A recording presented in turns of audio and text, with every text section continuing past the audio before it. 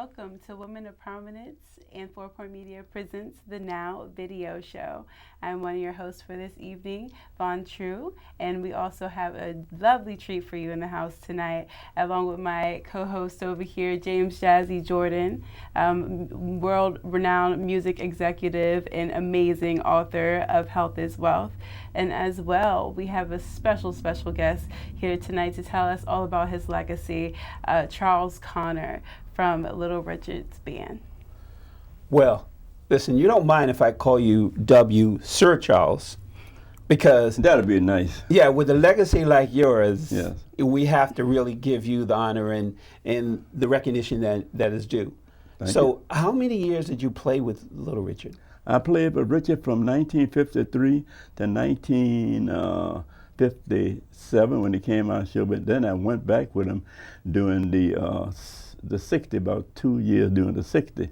Mm-hmm. And the thing about during that time, I was playing with other guys, like the original Coasters, because I was the drummer for the original Coasters and people like that, Roy Hamilton, Klein Frogman Hendry, and Jan Brown, all those people, you know. Wow. Because Richard didn't come back to show business until 1964, 65, you know.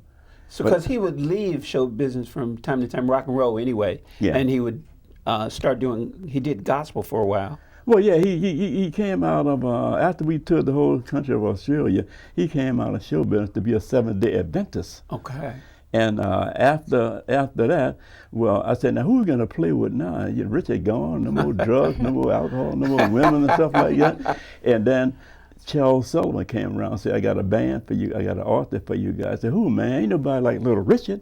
And they said that, I got a guy named Sam Cooke. So Sam Cooke took the band over. Oh, wow. Yeah, we played a lot of gigs with Sam Cooke, the Fillmore Auditorium, the state of Washington, some parts of Canada, I think, and Oregon and places like that, you know. But yeah, but I was playing with other guys too. And then after I went over to see Richard in the 90s, and I played gigs around here, the House of Blues, in the 90s. And about 4 years ago, I played gigs with him too. But I didn't want to travel on the road no more. Right. You know, they got sick of the road, yeah. Sure. Yeah. So you played with Little Richard, you played with James Brown. Yeah. Two very, very demanding artists. Yeah, yeah. So what was the difference between the two?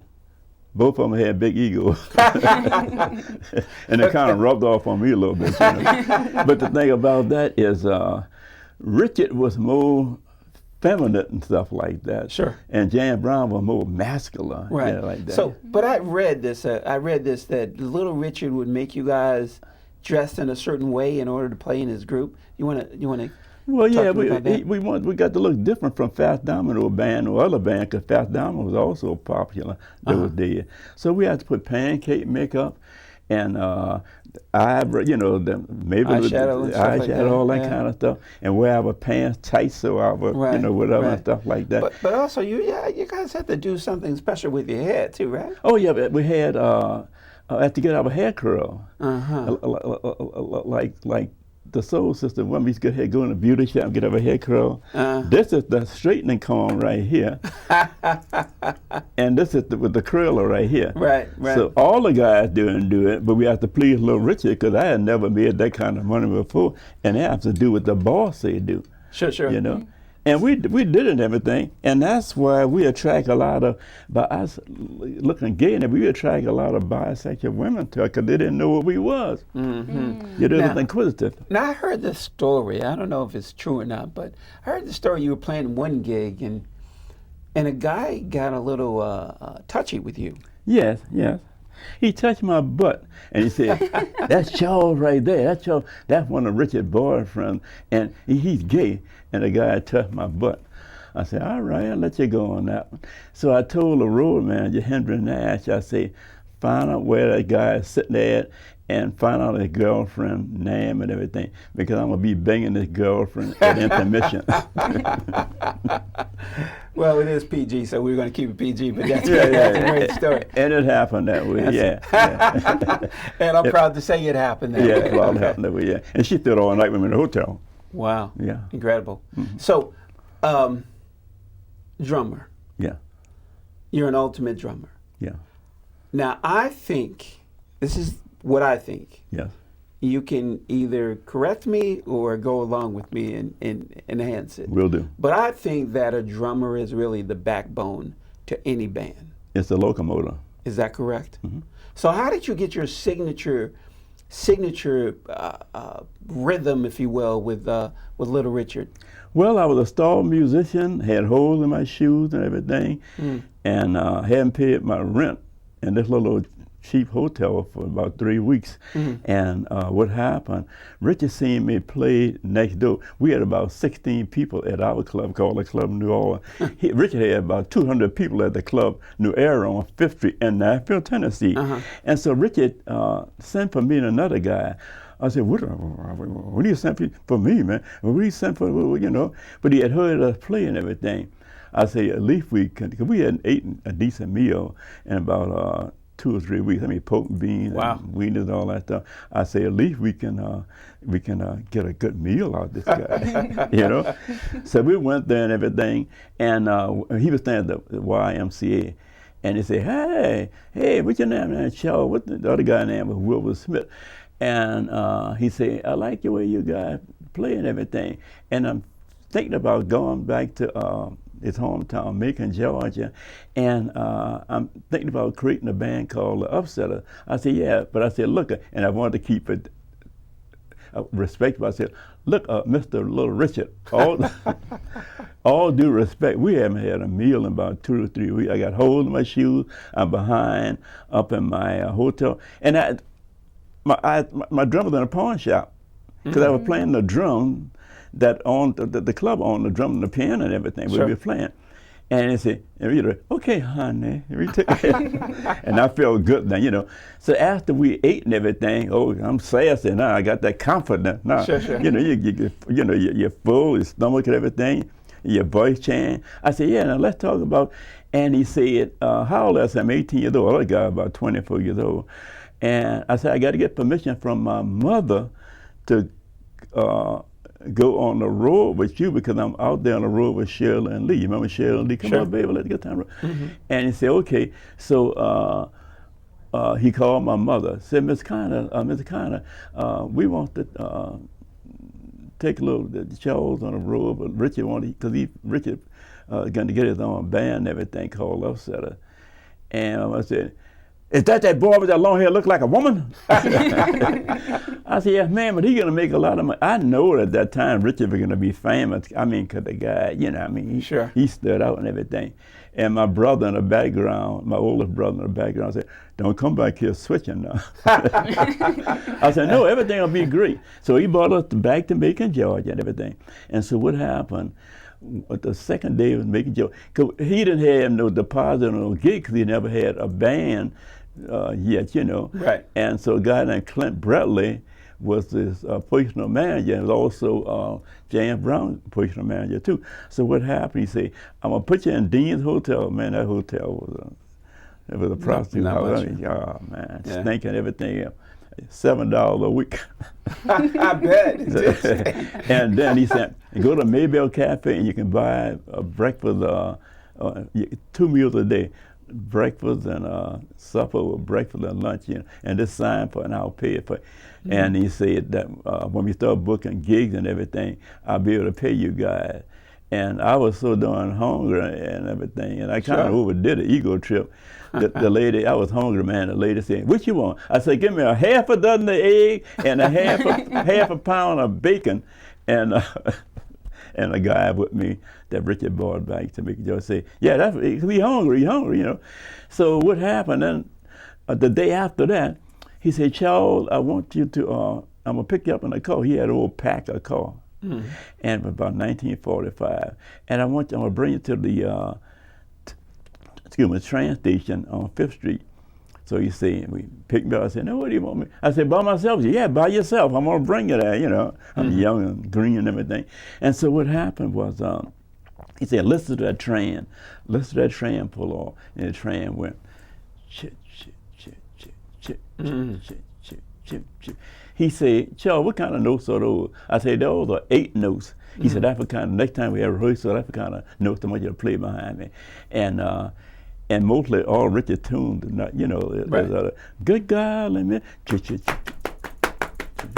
Yeah. and Jenny, and won't you come up? But I'm playing on my sock cymbal, and I'm playing on with my snare drum, but I'm beating on that snare drum, tip, tip, tip, one, tip, tip, tip, tip, tip, tip, tip, tip, tip, tip, tip. And millions of drummers are playing that beat today, but they don't know where it originated from. Right. That beat was originated 1953 on 5th Street in Macon, Georgia. Wow. And a lot of guys that playing that beat today, they don't know, you know. But you know, that's why you're in the Hall of Fame in New Orleans. Oh yeah, That's Louisiana why- Music Hall of Fame. Yeah, Yeah, that's why, because yeah. you know, people need to recognize what you've accomplished and what Right. you were able to do. Right. And again, but when you talk about James Brown's music, which is to me different than Little Richard's music, Yeah. and you were a drummer for both, and at one point you were drumming for them at the same time, right? Yeah, well, I would moonlight with Jan Brown on a Monday and Tuesday, sometimes Wednesday. But we had a gig for Little Richard, and like Thursday, Friday, Saturday, and Sunday. And sometimes we play a matinee on Sunday, Right. outside of Macon, Georgia, called Shady Restaurant, something nightclub, you know. You know, I know this is not a proper question for Sir Charles, but was that difficult going from one to the other? No, because they were both playing money. I mean, they both paid money.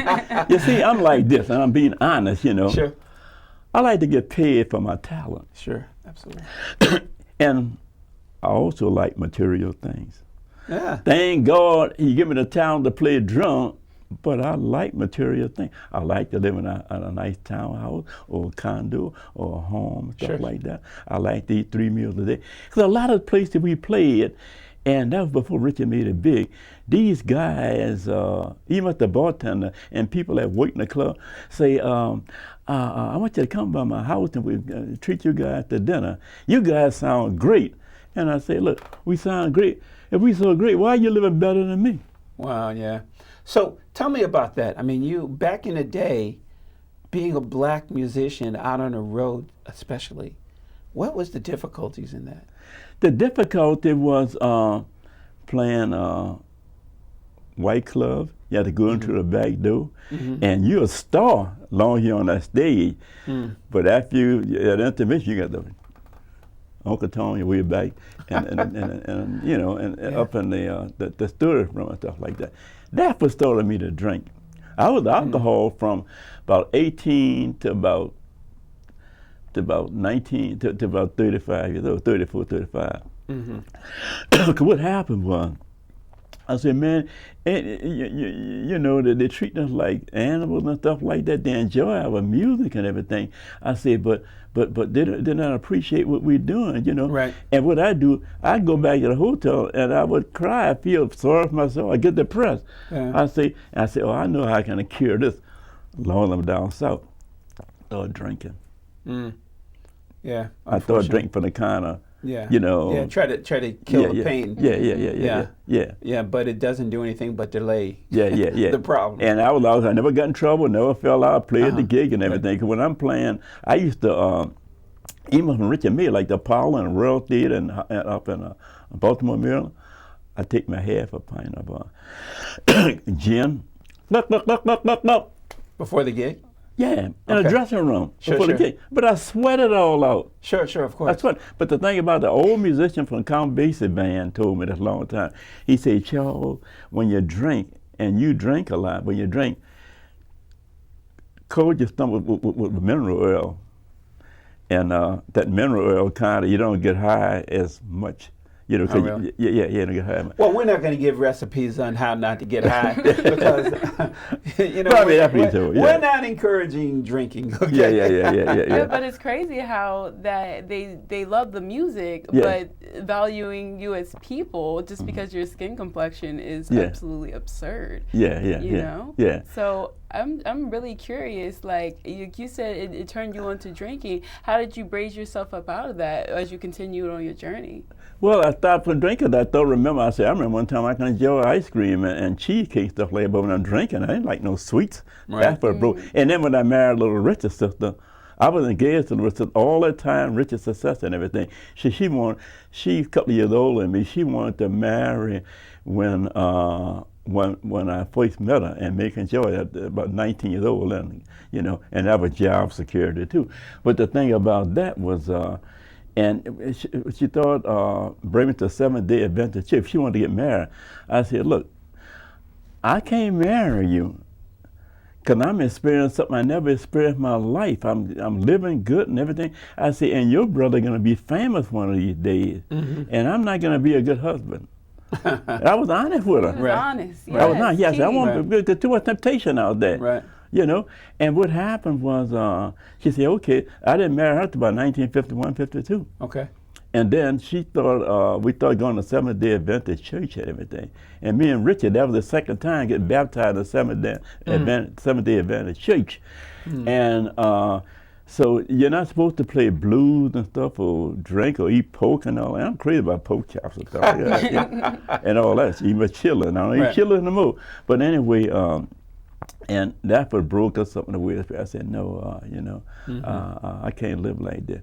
Because I can't play music on the weekend. What you mean I can't play music from sunset Friday to sunset Saturday? Yeah, because that's the Sabbath. You can't play music. You're not supposed to discuss anything. Sure, but that's part of your DNA, playing music and being a That's musician. all I know how to do. Sure, Right. but enough about Little Richard and all those guys, Yeah. because you've had your own successes without those guys. Yeah. And for example, I know you have 2 books that you've put out. Yes. One, Don't Give Up Your Dream. Don't give up your dream. Yeah. And tell me about that. More of a What's- motivational book. Motivational. Don't give up your dream. You could be a winner too. And it's true. And also a couple of paragraphs in there saying, not common sense, kind of sense. Kind of sense. And right here, this is another book I wrote right here. Okay. Stuff like that. This is a good book right here. Now, what you think this is here? What do I think that is? Yeah. The show's not that long. You go. You're a woman. What you think that is? I'd say it's a piece of lingerie. Yes, that's a panties.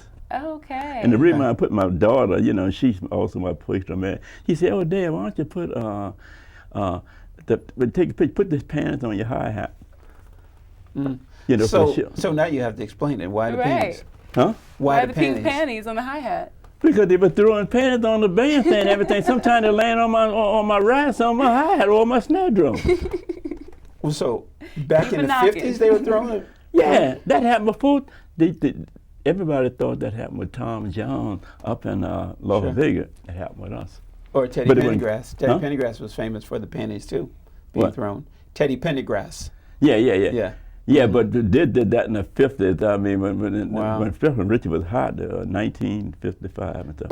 But Richard always presented himself as with an alternative life. So why they throwing the panties? Never mind. Don't answer that. Well, Richard was gay or bisexual, whatever, and stuff like that. But we were straight guys. Got it. And there's nothing wrong with being gay. I'm not. No, absolutely not. Because I used to play in New Orleans when I was about 15 years. I used to play in New Orleans for. Because that's where you're from. You're from New female Orleans, impersonator. Nobody wanted to play with female impersonator. But they said, go get Charles. Go get Charles to play with anybody. If the money's right. If the money right, yeah. And they respect me and everything. Sure. Play with female impersonator. I did a thing with female impersonator about 10 years ago. A documentary out of Australia. The guy hired was waiting for a few hours. I said, the money's right, and so what? Sure. Absolutely. Everybody's. Yeah. Can't. Yeah, because I'm not against the female impersonator. I got a lot of gay friends that brilliant mind. Absolutely. Brilliant man. They gifted. Sure. Brilliant mind. Sure. Richard had a lot of friends with brilliant mind and things Absolutely. like that. Absolutely. He was brilliant himself. So don't give up on your dreams. I want to get back to that because I love that title's fascinating because I think that too many people. Now we have a young artist here. Yeah. For example. He's beautiful. Oh, thank you. Well, I was going to say thank you for you, but okay. Anyway, so what would you tell her? Because obviously she's getting started in her career and she wants to make it in the music industry. So what would your message be to a young artist? Don't give up your dream. You can win a two. What is she, the singer or actress or what?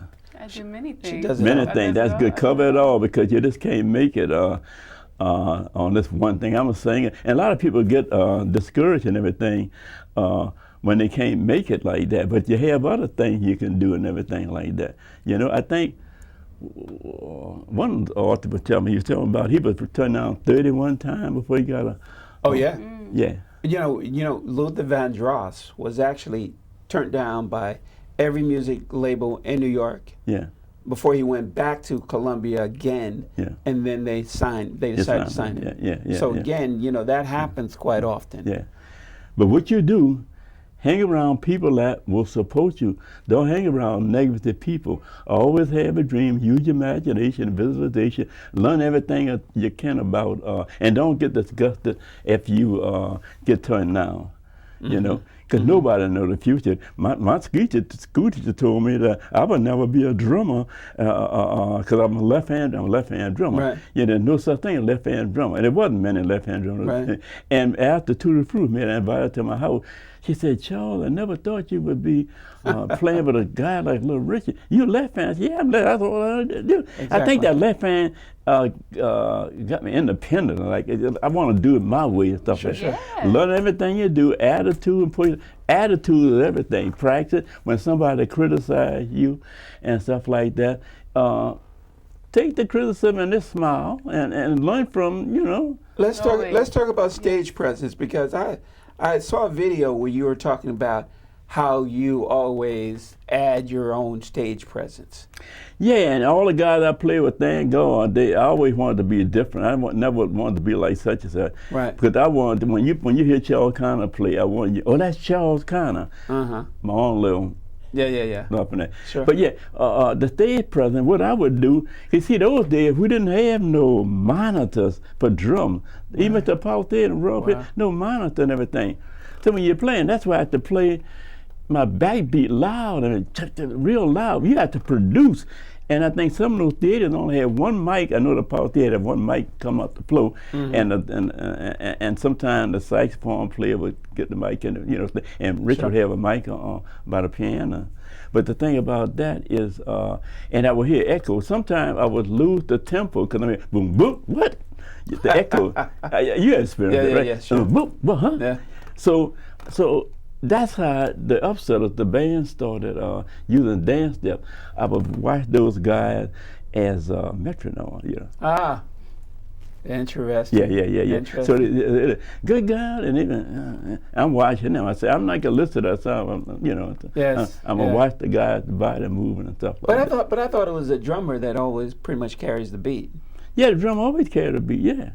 So, okay, but you'll watch them to make sure. I won't lose the tempo, because you play if you play for 35 or 40. We play in Australia, I don't know, for 75,000 people, bigger. You couldn't hear nothing. But nowadays it's easy. Sure. You can hit your snare drum together like that, and when you do a sound check and stuff like that, the guy in the control thing turn up, you hit your drum.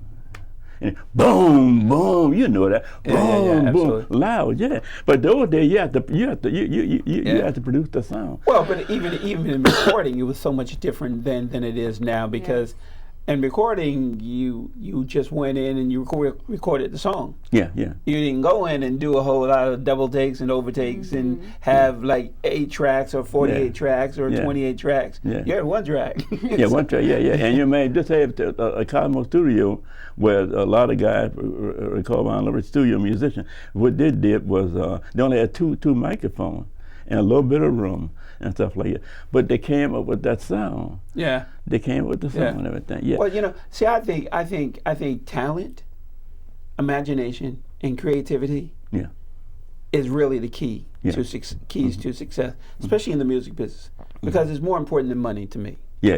Because if you don't have those 3 things, you can have all the money you want. You're right about that. And you're never going to have the success you want. Because you need that. You need creativity. You need talent, and you need imagination. You need that, And again, we talked about this before we came on, and I think it's so important for young artists to realize too that it's okay to borrow from someone that came before you. Yeah, because nothing original. Yeah, it's okay to borrow. Who your favorite? You look like Mariah Carey on that. Let's go with Mariah Carey. I love those high notes that she hits. Yeah. Well, keep practicing everything. But you know, a lot of people, you born with you're born with those. That's a gift. You're born with those lungs. Just like opera singers. Sure. They may study and take opera lessons or whatever, but you got to be born with this thing. And you know, a good sound, what you can do, up in the shower, you get a good sound in the bathroom. Yeah. How loud, you know? I can't sing, and I'll be hollering up in the bottom. Right. So, where can I get this? PayPal. Yeah. So, I go to a website or? Yeah, PayPal, yeah. And my website is, it's on my website. Okay. Yeah. www.legendarydrummer.tv. Yeah. Is one? Yeah. So we can go there and find out more information. Yeah, www.drummer. That's my old website there. Okay. Yeah, I think I got my new one. Is there one on there? Yeah. www.drummerman@yahoo.com. I'm gonna give you one of my cards. Okay. Yeah, I'll give you one of my cards. Yeah, perfect. Yeah, but I want the audience to know that you know that you do have things available. But you know, because again, that's why I want to dub you Sir Charles, because thank you. You know, first of all, you've lived a legendary life. I'm sure you've traveled all over the world, and you've seen so much that you probably can't document it all. Yeah, no, you can't. No, you can't. No, you can't. And you know something? I'm gonna tell you something. I experienced this. When you out there, on top, and like I said, we were one of the greatest entertainers in the world. When you're on top, and I went home, and tears were running from my eyes. I had money and everything, and what happened? I said, "Is this success?" You don't be happy. Is this success? What do you do? Especially when Rich came on the show. Is this success? I mean, and you're still not happy. Right. You experienced that. Sure. This they call this success. This ain't success. Yes. You know what I mean? Yeah. You say, well, what can you do? You know, you had more fun trying to make it than you do after what you said. It's all about the journey, they say. It's all about the journey. Struggle is real. What can you do? I said, what can you do? Okay, I said, what can I do? What I'm going to do is I'm going to learn everything I learned going up. On my way down, I say, I want to have my own band. You got to remember, all these groups and everything, there's somebody in those groups, and you know it, that they with these groups and everything, but they want their own. Absolutely. Thank you. Yes, thank you so much for your legendary story that you shared with us welcome. today. We're so grateful to have you here. Thank you, Women of Prominence and 4 Point Media, for presenting this with us today. And you have watched the Now video show. Have a great evening. Thank you. All right, thank you. Thank you.